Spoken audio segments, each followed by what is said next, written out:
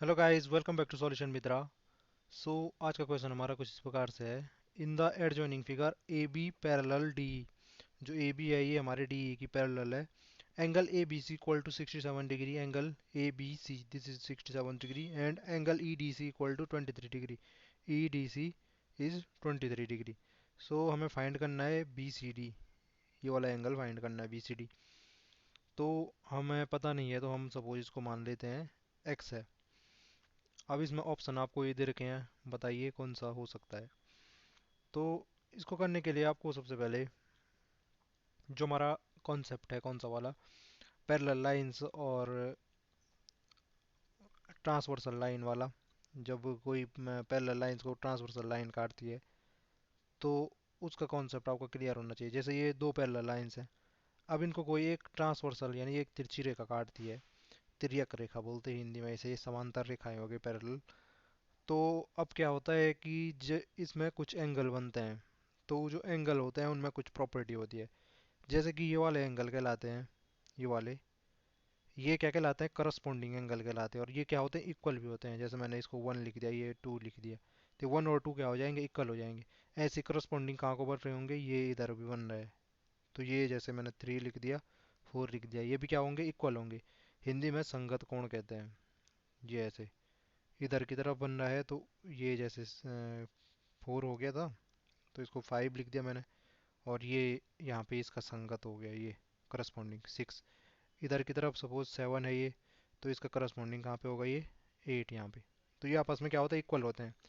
दूसरा क्या होता है, एक अल्टरनेट एंगल बनते हैं, वो भी आपस में इक्वल होते हैं। अल्टरनेट एंगल किसे कहेंगे हम, एकांतर कोण हिंदी में कहते हैं। जैसे यहाँ पे जो ये छः है, इसका अल्टरनेट कौन सा है, दो है। तो छः और दो क्या होंगे, बराबर होंगे। छः का अल्टरनेट है दो। अल्टरनेट मतलब एक अंतर, एकांतर हिंदी हिंदी में मतलब एक का अंतर, एक को छोड़ते हुए। तो छः, छः के बाद इसको छोड़ो और ये दो, इधर से भी चलोगे तो छः के बाद चार छोड़ो दो। तो एकांतर, इसलिए इसका नाम है अल्टरनेट। छः के बाद छः बराबर दो। ऐसे ही आठ का अल्टरनेट कौन कौन सा होगा, एक छोड़ के दूसरा। तो आठ का हो गया चार। अगर मैं बाहर की तरफ से, वैसे ये जो अंदर वाले होते हैं, अंदर की तरफ बन रही पैरेलल लाइंस के, इन्हें इंटीरियर एंगल कहेंगे। दो चार छः आठ को आंतरिक कोण। और जो ये एक तीन पाँच सात बन रही, इन्हें क्या बोलते हैं, एक्सटीरियर एंगल, और हिंदी में बोले तो बाह्य कोण। तो अगर मैंने इंटीरियर में तो देख लिए अल्टरनेट बन रहे, एक्सटीरियर में भी अल्टरनेट बनेंगे तो वो भी क्या होंगे, इक्वल होंगे। तो एक्सटीरियर में अल्टरनेट कौन से होंगे, जैसे वन का कौन सा हो जाएगा, एक्सटीरियर में ही देखूंगा मैं। एक्सटीरियर में वन, एक का अंतर, इसको छोड़ा कौन सा बन रहा है, पाँच। अगर इधर से भी चलोगे तो इसको छोड़ा पाँच। तो एक के बराबर कौन सा होगा, पाँच। और तीन के बराबर कौन सा होगा, इसको छोड़ा सात। तीन के बराबर सात। तो ये क्या होंगे, आपस में इक्वल होंगे। तो अल्टरनेट एंगल भी इक्वल होते हैं, करस्पॉन्डिंग एंगल भी इक्वल होते हैं जब हमारे दो पैरेलल लाइंस में क्या होती है, तिरछी रेखा काटती है। अब यहाँ पे देखो मेरे पे ए बी और जो डी है ये एक दूसरे के क्या है, पैरेलल है। ये तो हमें पता है। अब यहाँ पे देखो कि ये वाला एक्स फाइंड करना है, तो यहाँ पे मुझे क्या करना पड़ेगा, थोड़ा कंस्ट्रक्शन करना पड़ेगा, रचना करनी पड़ेगी अपनी तरफ से। क्या रचना करनी पड़ेगी, मैं ए बी के पैरेलल एक लाइन यहाँ पे ऐसे ऐसे खींचता हूँ, ड्रॉ करता हूँ। एक हाइपोथेटिकल लाइन में ड्रॉ करता हूँ, ये ऐसे। ये हमने रचना कर दी, इसकी कंस्ट्रक्शन कर दिया। हमने एक पैरेलल लाइन खींची, किसके, ए बी के पैरेलल खींची है। तो अब यहाँ पे ये दो पैरेलल लाइंस का जोड़ा हो गया ए बी। और सपोज मैंने ये एक्स वाई एक क्या की थी, इसका कंस्ट्रक्शन किया ए बी के पैरेलल में। वैसे आपको एक यहाँ एक चीज़ यहाँ से दिख रही होगी, ए बी और डी जो है ये दोनों लाइन तो पैरेलल थी। अब मैं ए बी के पैरेलल कोई लाइन खींच रहा हूँ तो वो सीधे सीधे इस दूसरी वाले की भी पैरेलल हो जाएगी। अब यानी कि डी के भी पैरेलल हो गई वो। तो यहाँ पे दो दो पेयर्स बन गए। एक तो ये पहले का पेयर था ही, और एक ये पेयर बन गया अल्टरनेट, सॉरी, पैरेलल लाइंस का। और एक ये पेयर बन गया पैरेलल लाइंस का। तो तीन पेयर मिल गए पैरेलल लाइंस के। अब इस वाले में देखो इसका अल्टरनेट क्या होगा। इसका अल्टरनेट देखो इन दो लाइन में, इन दो पैरेलल लाइंस में 67 का अल्टरनेट क्या होगा। इसके बगल में ये हो गया, एक छोड़ा आपने और इधर चले गए, तो इसका अल्टरनेट ये हो जाएगा 67।